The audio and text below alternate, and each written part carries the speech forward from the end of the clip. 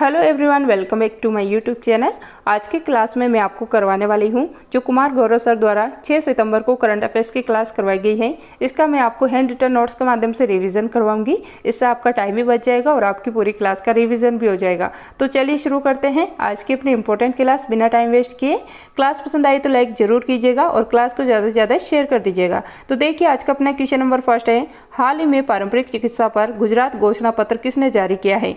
तो ये जारी किया गया है WHO के द्वारा, वर्ल्ड हेल्थ ऑर्गेनाइजेशन के द्वारा। तो देखिए पारंपरिक चिकित्सा, तो इस पर फर्स्ट वैश्विक शिखर सम्मेलन इसका आयोजन हुआ है गुजरात गांधीनगर गुजरात के अंदर। फिर देखिए आयुष मंत्रालय और WHO इसके द्वारा इसका आयोजन किया गया है और इसका उद्देश्य है स्वदेशी ज्ञान को बढ़ावा देना और इसी के अंदर जो है गुजरात घोषणा पत्र भी जारी किया गया है।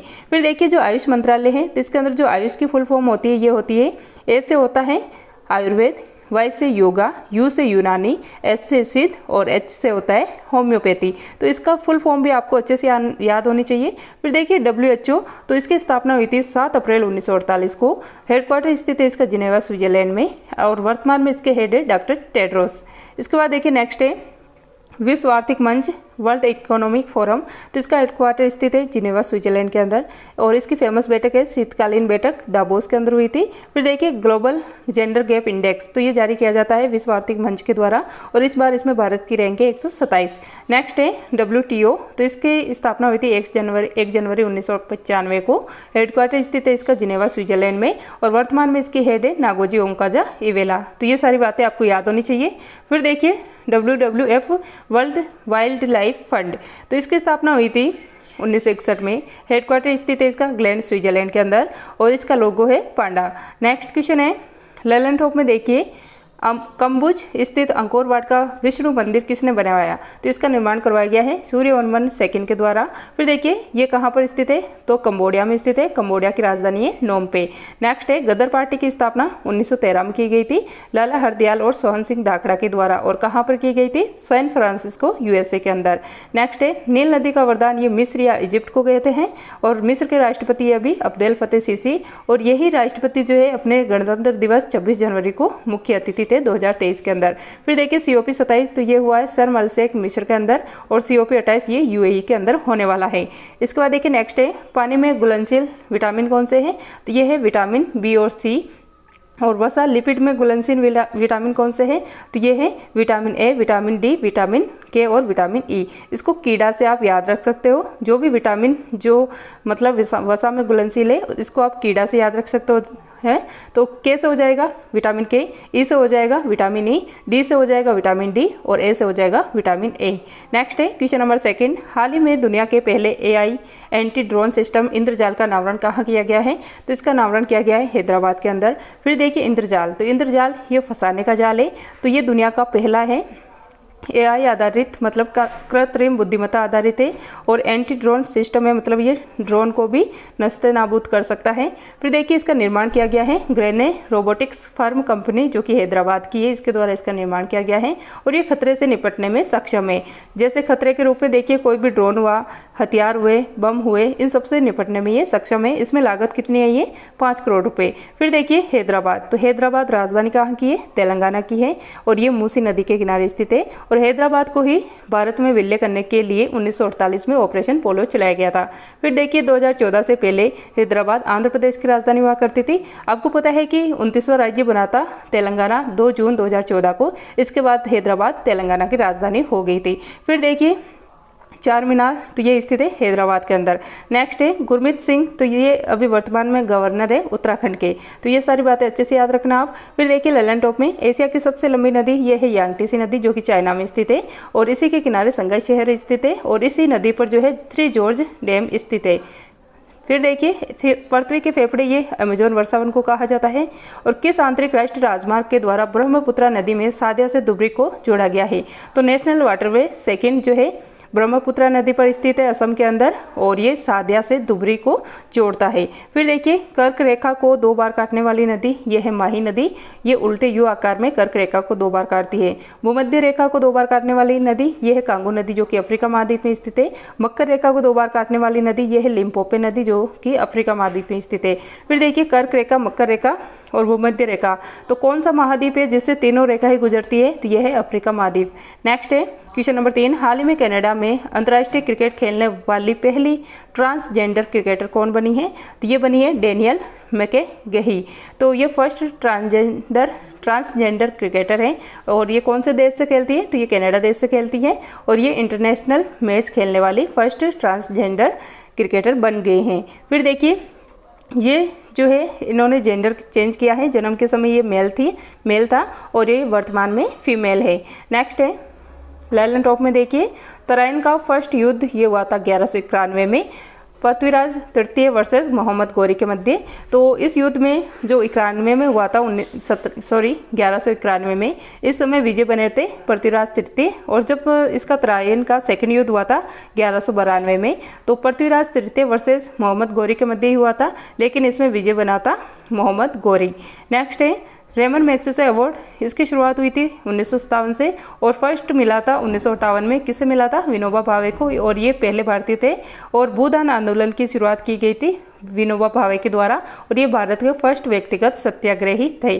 फिर देखिए 2023 में रेमन मैग्सेसे पुरस्कार ये दिया गया है रवि कन्नन को और ये एक ऑन्कोलॉजिस्ट है, कैंसर रोग विशेषज्ञ। फिर देखिए ये जो रेमन मैग्सेसे अवार्ड है ये दिया जाता है फिलीपींस की राजधानी मनीला के अंदर। फिर देखिए अंतर्राष्ट्रीय न्यायालय, तो इसका हेडक्वार्टर द हेग नीदरलैंड में स्थित है। नेक्स्ट है IUCN international union for conservation of nature, ये इसकी फुल फॉर्म होती है। इसका हेडक्वार्टर ग्लैंड स्विट्जरलैंड में स्थित है। स्थापना हुई थी इसकी 1948 में और इसके द्वारा ही रेड डाटा बुक जारी की जाती है। फिर देखिए क्वेश्चन नंबर 4 है हाल ही में भारतीय उद्यमिता क्या है? हाल ही में भारतीय उद्यमिता विकास संस्थान ने doctor BG Patel memorial award 2023 के लिए किसे नामित किया गया है? तो इस बार इसका नामित किया गया इसके लिए सत्यजीत मजमूदार को। तो देखिए doctor BG Patel memorial award 2023 तो इस बार दिया गया है सत्यजीत मजमूदार को। और किस लिए? तो इन्होंने उद्यमिता विकास में कार्य किया है और इन्होंने स्टार्टअप को बढ़ावा दिया है। फिर देखिए इसके बाद भारत में उद्यमिता के जनक ये कहा जाता है बिहारी लाल गोपाल दास पटेल को, जो कि BG पटेल है। इन्हीं के नाम पर ये अवार्ड दिया जाता है मेमोरियल अवार्ड। तो देखिए इसकी शुरुआत भी भारत में इसी के द्वारा की गई थी, इनके जनक इसी को कहा जाता है। और भारतीय उद्यमिता विकास संस्थान की स्थापना ये हुई थी अहमदाबाद गुजरात के अंदर। फिर देखिए नेक्स्ट है इसके बाद देखिए A+ रेटिंग जो कि हाल ही में दी गई है और साथ ही में गवर्नर ऑफ द ईयर, तो ये दोनों ही शक्तिकांत दास को चुना गया है। फिर देखिए वर्ल्ड इनोवेशन अवार्ड ये दिया गया है शांता थोटम को। नेक्स्ट है लेलन टॉप में देखिए सू नहर ये सुपीरियर और ह्यूरोन झील को तो जोड़ती है, मतलब दोनों को जोड़ने का कार्य करती है। फिर देखिए विश्व की सबसे बड़ी मीठे पानी की झील कौन सी है? तो ये है सुपीरियर झील। इसके बाद देखिए शिकागो, तो ये मिशिगन झील के किनारे स्थित है। इसके बाद देखिए नेक्स्ट है तो एक मतलब महान झील क्षेत्र जो कहते हैं उसको याद करने की ट्रिक है। 5 झीलें इसके अंदर आती है, तो इसकी ट्रिक है सुपर मिशन है ही आंटी। तो देखिए सबसे पहले आती है सुपीरियर झील, नेक्स्ट है मिशिगन, थर्ड पे है ह्यूरोन, फोर्थ पे है एरी और फिफ्थ पे है ओंटारियो। तो इसमें से सुपीरियर और ह्यूरोन को जोड़ने वाली कौन सी नहर है? सू नहर द्वारा इसको जोड़ा जाता है। और ये पांचों झील जो है USA और कनाडा की सीमा पर स्थित है। इसके बाद देखिए राष्ट्रीय महिला आयोग की फर्स्ट महिला अध्यक्ष ये थी जयंती पटनायक। और जो राष्ट्रीय महिला आयोग है ये एक विधिक संस्था है। नेक्स्ट है रहूफ नृत्य, तो ये है जम्मू कश्मीर का नृत्य। नेक्स्ट है क्वेश्चन नंबर 5 हाल ही में प्रारंभ अडोप्ट ए हेरिटेज 2.0 प्रोग्राम का पहला संस्करण कब लॉन्च किया गया था? तो ये लॉन्च किया गया था इसका पहला संस्करण 2017 के अंदर। तो देखिए ASI जो भारतीय पुरातत्व सर्वेक्षण है इसके द्वारा हाल ही में 3 चीज लॉन्च की गई है। एक तो है इसमें अडोप्ट आ हेरिटेज लॉन्च किया गया है और इसका फर्स्ट संस्करण लॉन्च हुआ था 2017 के अंदर। तो इसका मतलब है इसका कार्य रहने वाला है जो भी हेरिटेज है अपनी भारत की इसका संरक्षण करना। इसी के साथ जो है भारतीय विरासत ऐप भी जारी की गई है, मतलब लॉन्च की गई है, जो कि लोकेशन बताने वाली है जितनी भी अपनी विरासत है भारत में। इसके बाद है ई अनुमति ऐप, तो ये भी लॉन्च किया गया है। तो इसमें क्या होगा कि कोई भी फिल्म अगर इस हेरिटेज पे शूट होती है या फोटोग्राफी शूट करना होता है तो इसके लिए ऑनलाइन अनुमति लेनी होगी। फिर देखिए ASI तो भारतीय पुरातत्व सर्वेक्षण इसके जनक है कनिंगम। स्थापना हुई थी 1861 में। हेडक्वार्टर स्थित है इसका कलकत्ता के अंदर। और वर्तमान में हेड कौन है ये कमेंट करके जरूर बताइएगा आप। फिर देखिए नेक्स्ट है ललन रोग में देखिए कालाजार रोग, तो ये परजीवी या प्रोटोजोआ से होने वाला रोग है और इसका वाहक कौन है इसका? तो ये होती है सैंड फ्लाई। नेक्स्ट है विडाल टेस्ट, तो ये टाइफाइड के अंदर किया जाता है जो मियादी बुखार होता है और ये फैलता है जीवाणु से। नेक्स्ट है केंद्र सरकार का सत्र आहूत या समाप्त करना या लोकसभा को भंग करने की शक्ति ये होती है राष्ट्रपति के पास आर्टिकल 85 के द्वारा। फिर देखिए राज्य में विधानसभा का सत्रावत या सत्रावसान करने की शक्ति ये राज्यपाल के पास होती है। फिर देखिए डीपीटी का टीका तो ये लगता है डिप्थीरिया काली खांसी और टिटनेस के लिए, और एमएमआर का टीका ये लगता है मिजल्स मम्मस और रुबेला के लिए। नेक्स्ट है क्वेश्चन नंबर 6, प्रतिवर्ष राष्ट्रीय शिक्षा दिवस कब मनाया जाता है? तो ये 5 सितंबर को मनाया जाता है। तो देखिए नेशनल टीचर्स डे तो ये 5 सितंबर को मनाया जाता है, और किसके जन्मदिन दिवस पे मनाया जाता है? डॉक्टर सर्वपल्ली राधाकृष्णन जी के बर्थडे पे ये जो है नेशनल टीचर्स डे मनाया जाता है।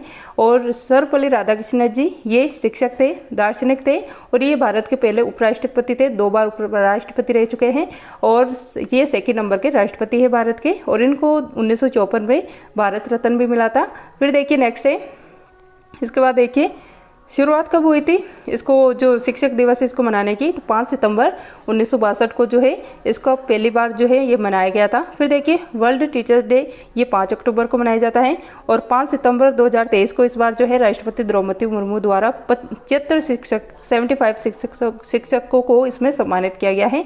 फिर देखिए ललन टॉप में सत्रिया कहाँ का शास्त्रीय नृत्य है? तो ये असम का है। भारत में टोटल क्लासिकल डांस है 8, और सत्रिया ये भारत का नवीनतम क्लासिकल डांस है। फिर देखिए शंकर देव जो है इसमें नेतृत्व करते हैं अंक्यानाट नाटक में।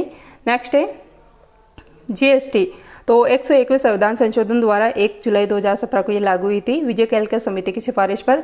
ये एक अप्रत्यक्ष कर है, संवर्ती सूची पर लगने वाला कर है। फिर देखिए आरबीआई के फर्स्ट गवर्नर बने थे सीडी देशमुख, भारतीय गवर्नर है ये, जबकि फर्स्ट गवर्नर कौन बने थे? तो ये बने थे ओसबोर्न स्मिथ। भारतीय में पूछे तो सीडी देशमुख है, और फर्स्ट गवर्नर पूछे तो ओसबोर्न स्मिथ है।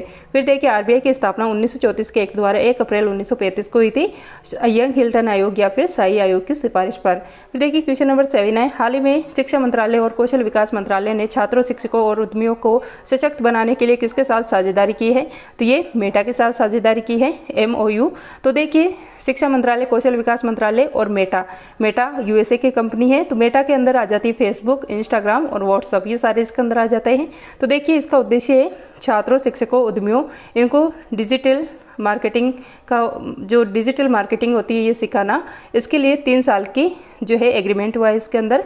फिर देखिए जुगलबंदी चैटबॉट ये माइक्रोसॉफ्ट ने लॉन्च किया है, बार्ड चैटबॉट ये गूगल ने लॉन्च किया है। नेक्स्ट है ललन टॉप में देखिए तुलबुल परियोजना ये जम्मू कश्मीर में स्थित है झेलम नदी के ऊपर, और झेलम नदी को वेदों में वितिस्ता कहा गया है।